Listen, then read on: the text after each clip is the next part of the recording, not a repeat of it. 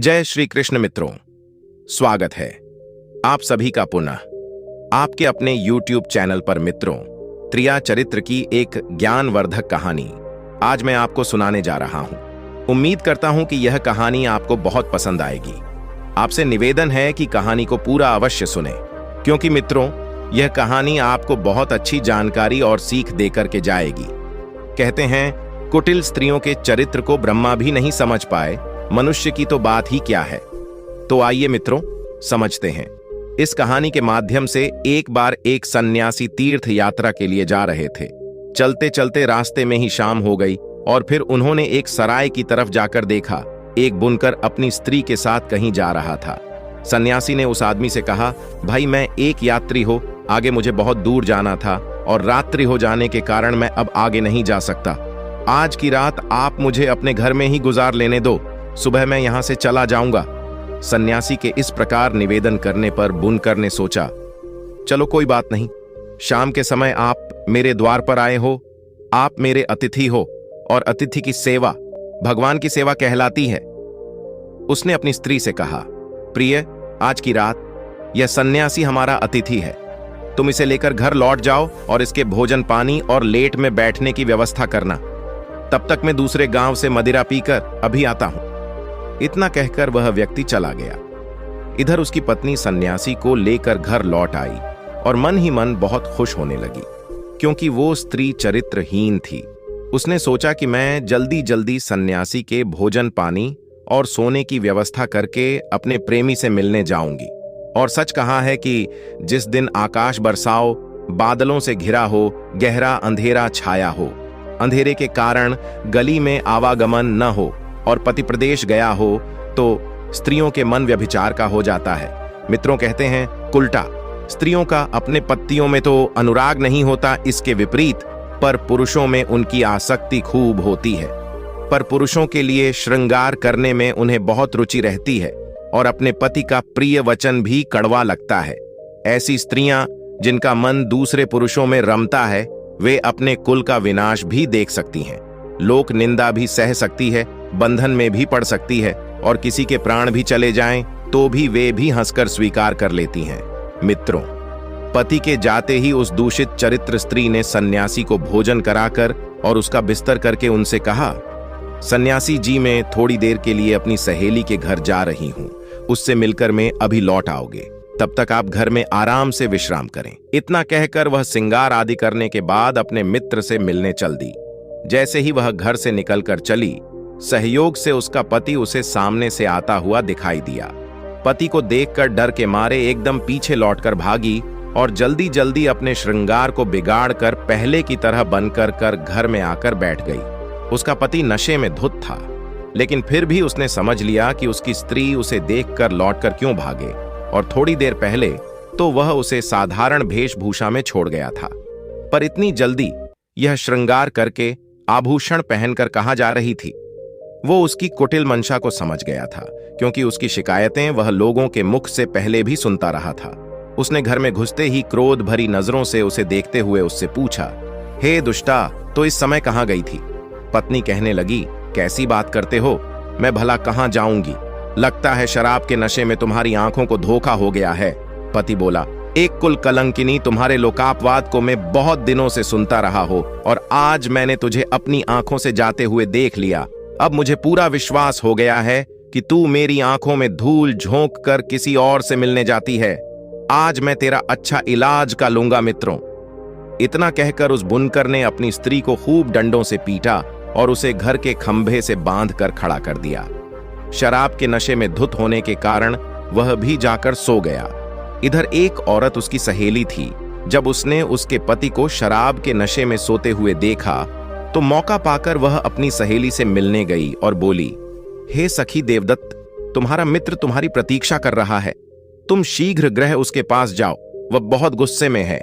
दुष्टा स्त्री कहने लगी, सहेली, बात तो तुम्हारी ठीक है, पर मैं इस समय कठिन बंधन में जकड़ी हुई हूं, मैं वहां कैसे जा सकती हूं, और दूसरी ओर मेरा पापी पति पास में ही पड़ा है, अब तू ही बता मैं क्या करूं। उसकी सहेली कहने लगी, तो चिंता मत कर, तेरा पति शराब के नशे में धुत है, ये सुबह से पहले नहीं जगेगा, मैं काम करती हूं, तेरा बंधन खोलकर तेरी जगह में बंद कर खड़ी हो जाती हूं।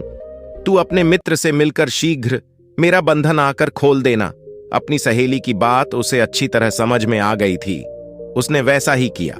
उसने अपनी सहेली को अपने स्थान पर बांध कर खड़ा कर दिया और खुद अपने मित्र के पास चली गई। इधर क्या हुआ कि उसका शराबी पति नींद से जाग ही रहा था। नशा कम हो जाने के कारण उसका गुस्सा भी कम हो चुका था। बुनकर कहने लगा, देख, आज के बाद तू बाहर जाना छोड़ देगी और मुझसे कठोर वचन बोलना भी छोड़ देगी तो मैं आज तेरा बंधन खोल सकता हूं।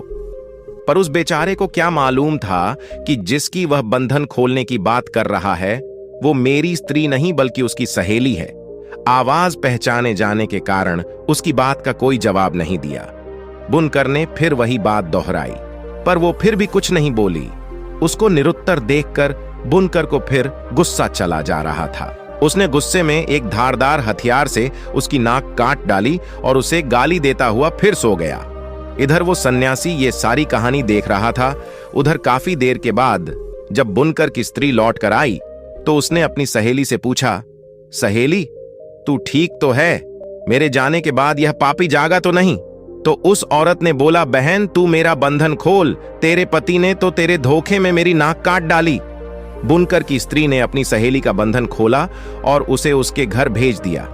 करती हुई नाक लेकर अपने घर पहुंची और चुपचाप चारपाई पर लेट गई। मित्रों, इधर थोड़ी देर के बाद बुनकर फिर नींद से उठा और अपनी स्त्री से बोला, हे दुष्ट स्त्री, तू बोलती है या अब की बार तेरे काम भी काट? बुनकर की स्त्री जोर से चीखती हुई बोली, अरे मूर्ख, तुझ पे तो धिक्कार है। मुझ जैसी सती का नाक काटने वाला और मुझे बदनाम करने वाला इस दुनिया में भला कौन हो सकता है? और स्वांग रचती हुई बुनकर की स्त्री कहने लगी कि देवताओं, यदि आप देख रहे हो ही सूर्य, चंद्रमा, अग्नि, कुबेर, वरुण, इंद्र, धरती, आकाश, पाताल और धर्म, यदि तुम्हारी नजरों में मैं पवित्र हो, मैंने मन से भी दूसरे पुरुष की छाना की है, तो देव, मेरी नाक को पहले की तरह फिर से सुंदर बना दो। यदि मेरे मन में पर पुरुष का झूठा भी चिंतन हो तो आप मुझे जलकर भस्म कर दो। इतना कहकर वह दुष्ट स्त्री अपने पति से बोली, हे मूर्ख आदमी, देख, मेरे सतीश की शक्ति से मेरी नाक फिर से ठीक हो गई है। मित्रों, पत्नी की बात सुनकर बुनकर हाथ में मशाल लेकर अपनी पत्नी की नाक देखने लगा। उसने देखा कि पत्नी की नाक पहले की तरह ज्यों की त्यों है और जमीन पर देखा तो बहुत सारा रक्त पड़ा था। वो एकदम से भयभीत हो उठा। डर के मारे उसने अपनी पत्नी का बंधन खोल दिया और उसे चारपाई पर बैठाकर और उसे क्षमा मांगने लगा। चमत्कार समझकर वह अपनी स्त्री को देवी की बात समझने लगा, परंतु इस रहस्य की बात तो वो सन्यासी भली भांति समझ रहा था जो उस रात बुनकर के घर में रुका हुआ था। वो सन्यासी पूरी रात जागकर उनका यही तमाशा देखता रहा और सोचने लगा, धन्य है त्रिया चरित्र की लीला। दुष्ट स्तरीय हंसते हुए पुरुष के साथ समय देखकर हंसती है, रोने वाले के साथ रोती है तथा जो उन्हें पसंद नहीं है उसके साथ मीठी मीठी बातें करके उसे बस में रखती है। ऐसी स्त्रियों की बातों में अमृत और मन में हलाहल विष भरा होता है। कहते हैं, काम पुरुषार्थ इसी अल्प सुख के लिए थक जाता है। भौरों की तरह कमल का रस लेते हैं और बाद में अपने हाथों से अपनी छाती और माथा कूदते हैं। यह सब सोचते सोचते सन्यासी की रात बड़ी मुश्किल से कट पाई। उधर दुष्ट स्त्रियां की सहेली ने सोचा कि रात तो कट गई, अब मैं अपने पति को क्या जवाब दूंगी? कौन सा यत्न करो कि इस भेद को उजागर न होने दो। वह यह सब सोच ही रही थी कि इतने में उसका पति, जो काम की तलाश में राजा के महल में गया था, सुबह सुबह वह लौट कर आया और लोगों की हजामत बनाने के लिए अपनी पत्नी से अपने हजामत बनाने वाले औजारों की पेटी मांगने लगा। परंतु उस औरत ने क्या किया? वह अपने भेद को छुपाने के लिए पहले से तैयार बैठी थी। उसने पेटी में से छुड़ा निकालकर नाई की ओर फेंक दिया। नाई ने देखा कि इसने पेटी की जगह एक छोड़ा मुझे दिया है, वह भी फेंक कर तो उसने वो छोड़ा अपनी पत्नी की और गुस्से से फेंकते हुए बोला, ये छोड़ा पेटी में रखकर पूरी पेटी ही मुझे दो। नाई ने जैसे ही छोड़ा अपनी पत्नी की ओर फेंका, फिर उसकी पत्नी का मौका लग गया। वह अपनी नाक पकड़कर चिल्लाते हुए घर से बाहर आकर चीखने लगी। कहने लगे, अरे देखो, मेरे पति ने मेरी नाक काट डाली, मुझे बचाओ, इस दुष्ट ने मुझ जैसी संत बंसी नारी की नाक काटकर मुझे कलंकित कर दिया। मित्रों, अब क्या था? स्त्री के रोने चिल्लाने की आवाज सुनकर राजा के सिपाही आए। और नहीं को पीटते हुए राजा के दरबार में ले गए और बताया कि महाराज, इस नाई ने बिना कसूर अपनी स्त्री की नाक काट दी, इसे कठोर दंड दिया जाए। राजा ने नाई से पूछा, हे ही, तुम्हारी स्त्री ने क्या अपराध किया था जो तुमने उसकी नाक काट? क्या वो पर पुरुष को चाहती थी? क्या वह किसी परदेशी के साथ बातचीत कर रही थी? क्या इसमें कोई चोरी की है? साफ साफ बता। राजा के पूछने पर नाई डर के मारे कुछ नहीं बोला। नाई की चुप्पी को देखकर राजा ने समझ लिया कि नाई ने बिना अपराध पत्नी की नाक काटी है, क्योंकि कहते हैं पाप कर्म करने वाला मनुष्य अपने कर्म से डर जाता है। उसके चेहरे का रंग और आवाज बदल जाती है। वह नजर मिलाकर बात नहीं कर सकता, उसका तेज काम नहीं करता। याद रखना मित्रों, जिसके मुंह का रंग फीका पड़ गया हो, मस्तक पर पसीना आता हो, जिसके चलने पर पैर लड़खड़ाते हो, जो घबराई हुई आवाज में बोलता हो, जो नजर झुकाकर बात करता हो, यह दोषी होने के लक्षण होते हैं। राजा ने नाई को सूली पर चढ़ाकर आदेश दे दिया। राजा के सिपाही बेचारे निर्दोष नाई को सूली पर चढ़ाने के लिए ले जाने लगे। उधर उसी सन्यासी ने देखा कि आज एक बेकसूर नाई स्त्री के झूठे आरोपों के कारण माना जा रहा है, तो वह अपने आप को रोक नहीं पाया। वो एकदम से भागता हुआ राजा के दरबार में पहुंचा और बोला, हे महाराज, अन्याय हो रहा है। ये गरीब नाई बिल्कुल निर्दोष है। इसकी स्त्री ने त्रियाजाल रचकर इसे फंसाया है। और तो सन्यासी ने बुनकर के घर की रात वाली घटना पूरी राजा को सुना दी। राजा ने सन्यासी की बात सुनकर तुरंत बुनकर को बुलाया और नाक काटने वाली बात पूछी, तो बुनकर ने भी बताया कि रात में उसने अपनी स्त्री को समझकर धोखे शायद इसी स्त्री की नाक काट दी है। राजा ने नाई को तो छोड़ दिया, बुनकर और बुनकर की स्त्री के नाक कान कटवाने का आदेश जारी कर दिया, क्योंकि कहते हैं ब्राह्मण बालक, स्त्री, तपस्वी और रोगी, ये पांचों दोष के योग्य नहीं होते हैं। इसलिए राजा ने उन दोनों औरतों के नाक कान काटकर उन्हें छोड़ दिया। सन्यासी भी अपने मत को वापस लौट गया। सोचने लगा, किसी निर्दोष की जान बचा देना भी किसी तीर्थ से कम नहीं है।